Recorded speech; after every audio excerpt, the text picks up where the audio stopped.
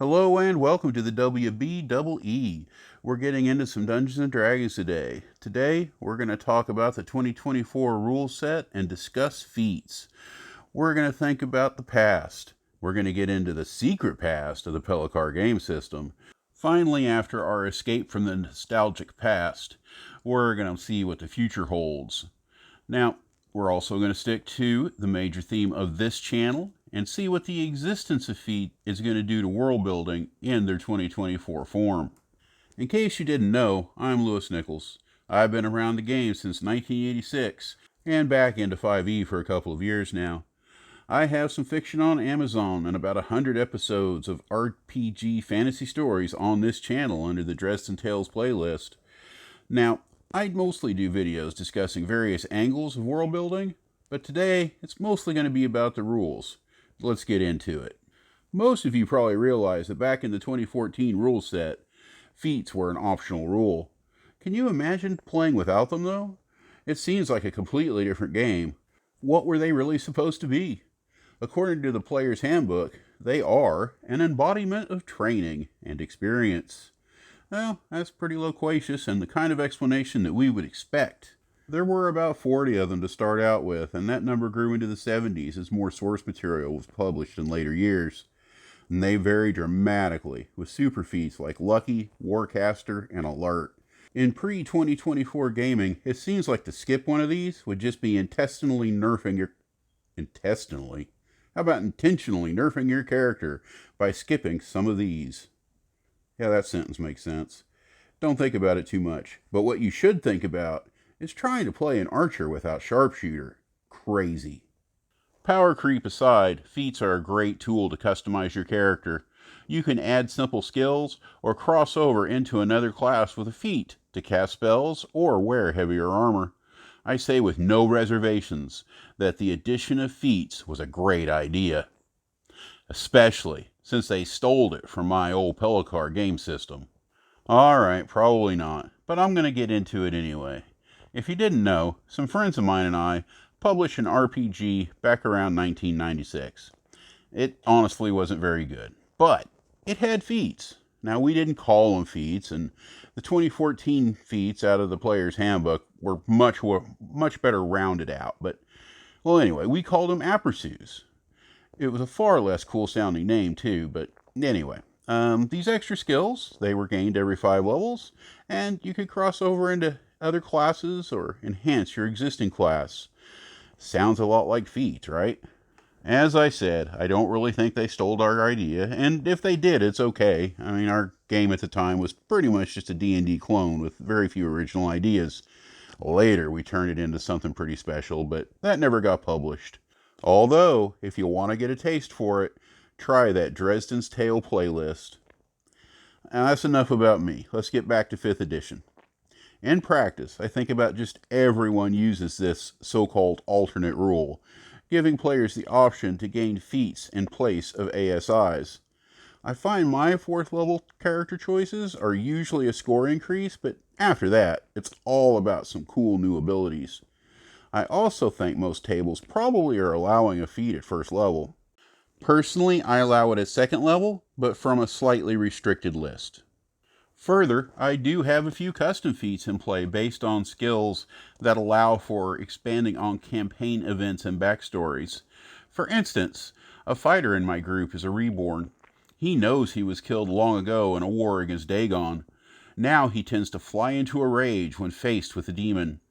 For a little training, he has the option to convert that rage into a feat that he can control. I also had a big world event that screwed over just about everybody except for wild magic sorcerers. That event is over, but I have a PC who can now pick up a feat to better control what strange powers are left over in the world. What do you think they're doing for 2024? First off, the philosophy stays the same. That line about an embodiment of training and experience, it's still there. However, instead of 2 paragraphs, we have a whole page to introduce the list of 75 feats. These are split between Origin, General, Fighting Style, and Epic Boon. Now, everybody is going to get a starting feat tied to their background. Humans get 2. They're all good, creating some pretty strong characters right out of the gate. The modified Lucky feat is here, as is Tough and Savage Attack. There are also plenty of useful character rounding feats like Skilled, Crafter, and Tavern Brawler. I wouldn't say that any of them are too weak or too strong. The results will vary depending upon the type of campaign and the abilities that you value as a player. I can already see players asking to substitute feats. Personally, I wouldn't allow it right off, but I won't be surprised if heavy customization of backgrounds in general doesn't become the norm. Honestly, I don't think it's a big balance issue. 2024 really wants backgrounds to matter, and I'm willing to work with them for a while. I think we can expect a big expansion of backgrounds in 2025 or 2026, along with more playable species and subclasses. From a world building point of view, backgrounds can really add a lot of structure to a character's story, and hence the community that character comes from. This counts for both previous to the campaign and where it might go in the future. Maybe I'll do a show on further enhancing backgrounds as a function of campaign development. Specialized training almost suggests a distinct class system where these skills are formally taught within social groups. It will also create stereotypes. Every sailor is a tavern brawler? That leaves us room to work. Is there a difference between a sailor on a river route as opposed to a sea traveler? The list is missing teamster, really the whole lower middle class, no bartender or brewer. Okay, I suppose we're supposed to be talking about feats, not backgrounds, but you can't blame me, they are highly related. Coming available at 4th level, we have the general feats, and it does spell out that these are not for lower level characters. These are more of the feats that you're used to seeing from the 2014 books. However, they do all come with a 1-point ability score bump, specific to that feat. The background feats don't have this. Interesting note, if you don't get the Lucky, Alert, or some of the other background feats right off, there is no chance to pick him up with the general feats later. Also, all your basic ASI is considered a feat now. It's just a matter of semantics. More commentary, because that's what I do. This is another change that I can see getting picked up as a house rule. I don't know why it would be a problem to allow a character taking a background feat instead of a general feat. Actually, I wouldn't be surprised if it states it somewhere and I missed it. Should it come with an attribute bump? Yeah, I might allow it, especially if it was one of the 3 attributes that you could buff with the background initially. These are all just stray thoughts. I'd have to get some playtime in and think about it a bit more before I made it an official homebrew ruling. Alright, what is this about fighting styles? Not to be confused with mastery, by the way. This is really just another organizational change. Fighters, rangers, and paladins get one of these feats at 1st or 2nd level, and they act independently of the acquisition of other feats. Now, I am a little surprised that they're not included with some of the more martial subclasses of non-martial classes, but so be it. Should you ever allow a fighting style feat to be picked up in place of a general feat? It's certainly not allowable by the rules, and I think that's really getting into some core concepts. Again, let's spend some time with the rules as they are written before getting crazy. Alright, finally, we have the Epic Boon. Now, how epic can it be? Let's see. Boon of Skill. +1 attribute to any choice. Max, 30. You are proficient in all skills. And you get an expertise just for a little extra. That sounds pretty good. But is it really epic?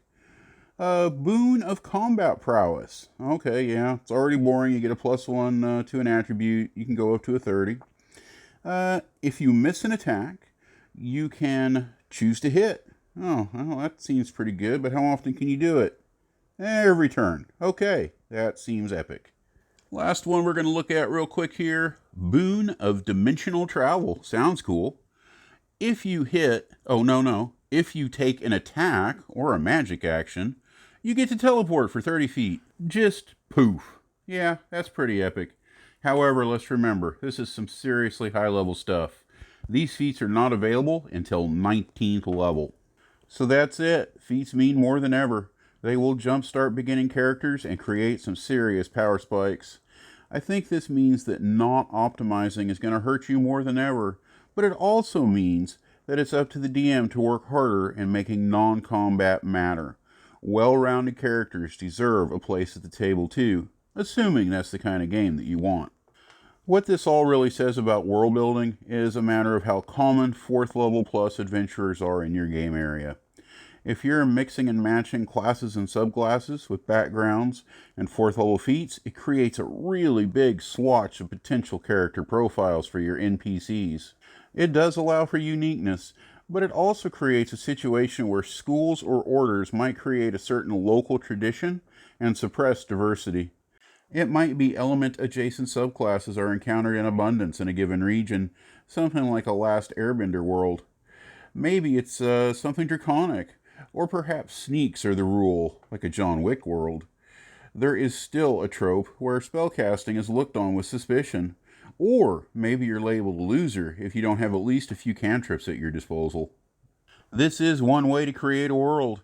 Take a look at a couple of subclasses and build around them.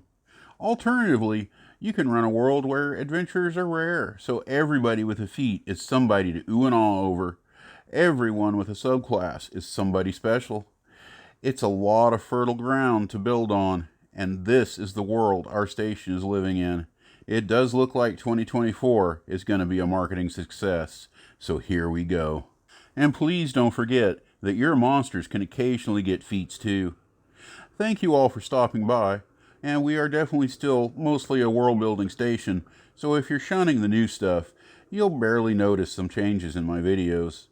There's a lot on my table right now. I need to get another biome started. Coasts, islands, definitely something with water. I want to do a grappling video. It might sound weird, but it feels like non-weapon combat is going to be more important than ever, and the best way that I learn is writing these scripts. Through it all, my schedule should stay pretty stable. I want you all to know this.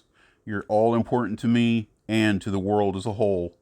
We are all better off with you around. I want you all to have a great rest of the week. Cheers.